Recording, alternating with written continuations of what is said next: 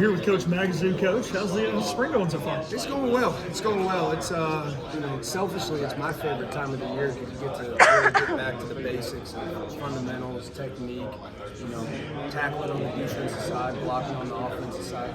That's when the game's fun. So then you get to kind of start to see the personality that not only team starts taking on, but your specific role. And it's been fun to kind of watch those guys start to gel. Yeah, you mentioned the fundamentals, and Coach Harold said that you guys actually took a step back after install one. He said it was important to how you guys did things, and maybe not necessarily what you guys were doing. Can you just talk about that reset and what it meant for you guys? Yeah, I think and Coach is exactly right. It's about the foundation of eyes, stance, first step, key, and all of that. So making sure that foundation is extremely strong, so that way when we get to separate installs, it's same as.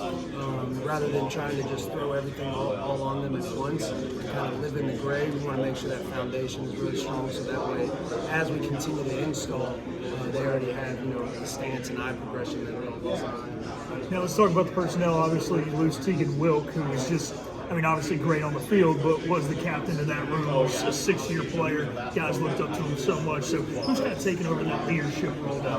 We've got a number of guys, and it's been fun to challenge each of them in their own different ways.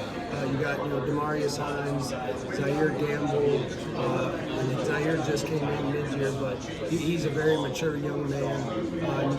You have guys even like Aiden Duncanson, kind of stepping into that. So it's kind of a leadership by committee, and they all have their own little ways, and they work off of each other and kind of complement each other's weaknesses in certain areas.